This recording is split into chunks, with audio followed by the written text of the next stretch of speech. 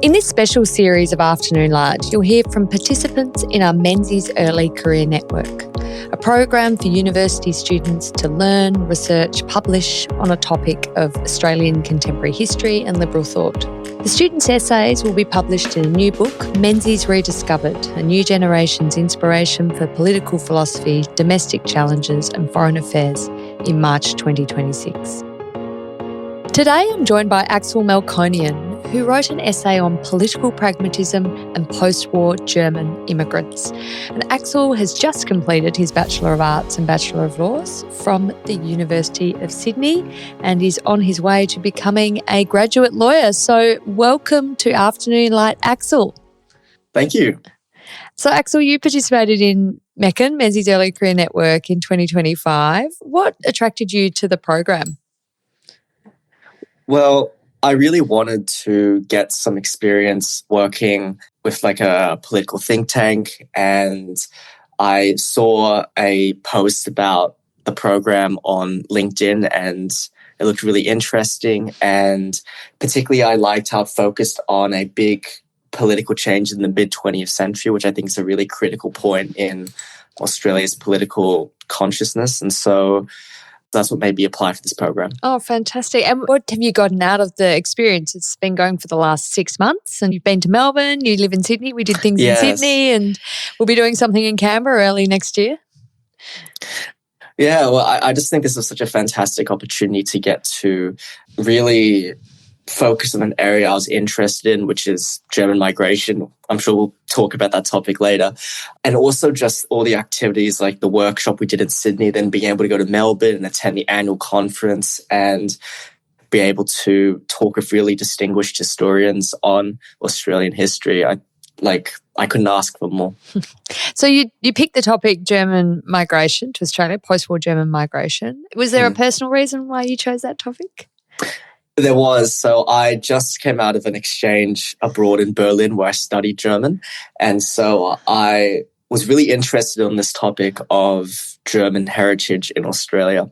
And particularly, I found it crazy that between 1940 and 1959, I think like 13% of immigrants in Australia were German, which when you consider what was going on at the time, I thought that was remarkable, how former enemies could be so quickly welcomed. And so I wanted to look into that, and that's why I chose it. Yeah, it's interesting when it comes to history. Often it's people's personal connections that inspires them to dig down into what happened, how they've come to be in a country through the generations. But in your experience, it was being in the country that sent us the migrants and wondering about the connections. So exactly, yeah. So, I mean, this post-war migration was an enormous project, a nation-building project of firstly the Chifley government and then the Menzies government in earnest through the very late 40s and 50s. 3 million migrants came through the Menzies era. I mean, it's incredible to think our population went from 8 to 11 million, and the efforts to maintain social cohesion and a sense of openness, plurality and welcomeness and tolerance. Well, lessons to be learnt for today where we have significant challenges in that regard. What was the Menzies government's approach to the policies around welcoming migrants from Germany, given, as you say, they had been the enemy during World War II? Yes, and that's a really good point of how many immigrants Menzies let in. And this really reflects his policy of, I called it pragmatism in my piece, of Menzies recognizing that Australia faced an existential threat if it did not increase its population. And so that is what ultimately led Menzies to be so willing to push aside lingering fears of Germans, because we can't forget Australia just fought 2 world wars against them. And so Menzies, he recognized there was a problem in Australia, which is we needed more people, and particularly we needed more skilled people. And Germany, and it still rings true today, is a country full of very skilled technical people. And so the approach Menzies took is he really wanted to attract these skilled migrants to Australia. And so he introduced measures such as advertising engineering positions in Berlin to attract these skilled people who are unable to find work. And so through measures like that, he was able to recruit a really skilled group of migrants into Australia. It's something Menzies spoke about in the early 40s in his Forgotten People broadcasts, this cautioning against racial hatred during the war, that you shouldn't, for example, hate the Japanese because we're at war with them. It's not the race of the Japanese we're against. It's their, the emperor and his government and military advisors. Was there a sense too that we should be welcoming of German people, irrespective of the animosity people would have had to German military commanders and the German government under Adolf Hitler? Yeah, that's exactly right. And Menzies' big point is we are not allowing Nazis to come here, we're allowing Germans. And whether this was really a clear dividing line or not, he drew a clear line between Nazis and ordinary Germans. And through that characterization, he helped reassure the Australian populace that there wasn't a national security threat. And it also helped that Germans, in a lot of ways, are very similar to Australia. There's that shared... In fact, in history, there was always this understanding that the Germanic peoples and the Anglo-Saxons from the UK were very similar culturally, also ethnically, and linguistically as well. And so using that point of familiarity is how Menzies was able to successfully facilitate their migration. What about German migration prior to World War II? Was there much of that? I mean, I come from the Adelaide Hills originally, and the town of Harndorf is a German town. The Barossa Valley has hundreds of towns with German names. I mean, South Australia definitely was the recipient of 19th century German migration because of people fleeing religious persecution in Germany. Yes, that's exactly right. So definitely not to the same extent as the post-war period, but there was a big influx of German migrants to South Australia and Victoria.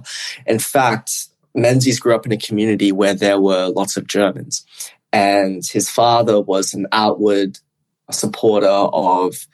During World War I, there were attempts to close German schools and churches, and Menzies' father was a big opponent of these measures. And so almost certainly this had a big impact on Menzies' ultimate willingness to accommodate them when he became Prime Minister. It's often said that attitudes to immigration are downstream of the economy. And so when the economic times are good, people have jobs, they have high disposable income, their wages are rising, they're pretty relaxed about immigration. They don't see it threatening their livelihoods, their way of life. They don't feel society is under strain. But of course, the reverse is also true when economic conditions are poor, and you see that in changing attitudes to Australian migration through the pre-Great Depression period, then during the Great Depression, and then the post-World War II period. What was this economic imperative, as you studied and understood it, to actually populate Australia as a sort of nation-building activity through the 50s and 60s?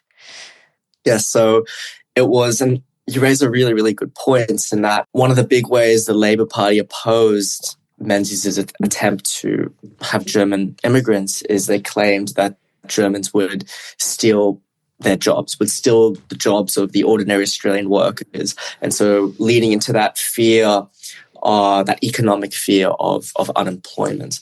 And how Menzies really quelled that is by assuring them that German migrants filled a part of the Australian workforce which didn't impact the majority of Australians, which was these very technical, skilled roles like the Snowy Mountains Authority.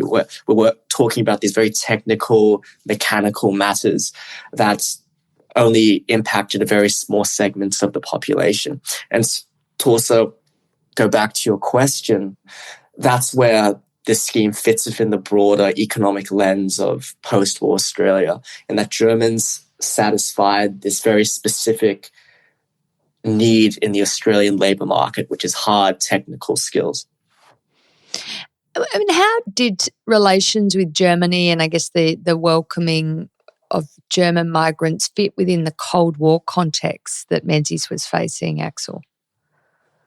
So right after the post-war period, there was an attempt to denazify Germany, but then the changing realities of the Cold War meant that the West needed to view West Germany as an allied nation increasingly.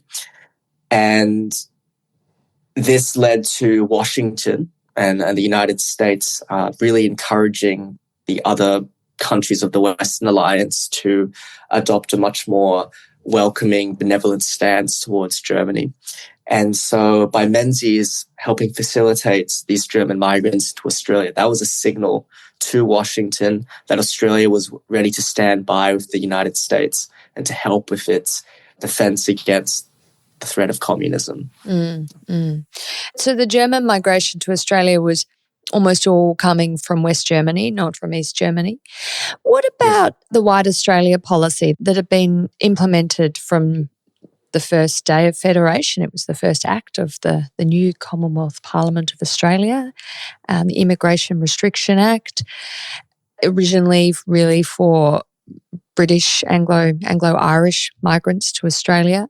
This sort of idea of who is included in White Australia seems to broaden through the post-war period to include Greeks, Italians, Dutch, Swedish, and of course Germans. What was the impact of this broadening, do you think, Axel? It's a really good point. And what I discuss in my piece is this idea that Germans sat quite uneasily within this framework of the White Australia policy, and that in a purely ethnical sense, they were quite readily accommodated within it. And Germans were, if you go back far enough, the British and the Germans have the same roots, and they also come from the same Christian tradition. But where Germans sat a bit uneasily was this idea they were the former people of the Kaiser, and then also they voted in Hitler. It was this idea that Germans didn't fit with the whole democratic traditions, which were kind of within this broader sense of White Australia. And this is where Menzies, by allowing Germans into Australia, he, in a sense, attempted to broaden the scope of what White Australia really encapsulates, and that he was able, by having Germans, which sat a bit uneasily, forth in the scheme, this was able to broaden its horizons. And ultimately, I believe it's what led to the White Australia being continually expanded until it was eventually abolished in the 70s. Axel, through your research and writing of this paper, you've obviously been observing the debates around immigration that are going on today in Australia. What are the lessons for our modern-day politicians from the Menzies era in navigating these really complex and often controversial policy challenges? So initially, when I chose this topic, I wanted to try and draw parallels between German immigrants and the same issues faced by the present day's big immigration communities, so particularly from Asia and India, or particularly from China. And that with global tensions, there is a little bit of this challenge between Australia and China relations. And I wanted to see if I could draw a comparison of Australia-German relations in the mid-20th century. I ultimately found, though, that the experiences were very different, in that Germans fundamentally were able to much more readily integrate in Australia, in that they had, what I was alluding to earlier, they had the shared Christian heritage and the same linguistic heritage. And ultimately, in a sense, they were able to aesthetically fit in mid-20th century Australia because of their ethnicity. And for people perhaps from China today, it's very different, and that everything I just stated isn't really shared by Chinese. And so I think this led me to move to another direction. And I think what we can learn from Menzies is the importance of really moving with the times.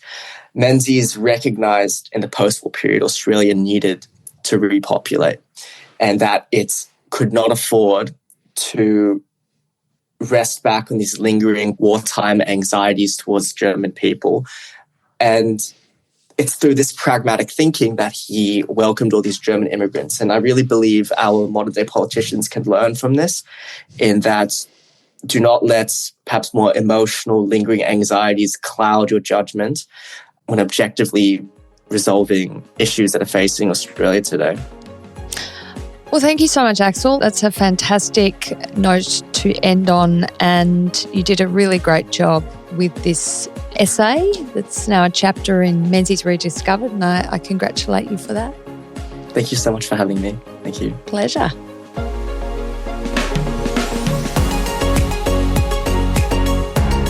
Thanks for listening to this special series of Afternoon Light, featuring interviews with participants in the 2025 Menzies Early Career Network. To follow more of our work, make sure you subscribe to this podcast and explore our other content at the Robert Menzies Institute website, robertmenziesinstitute.org.au.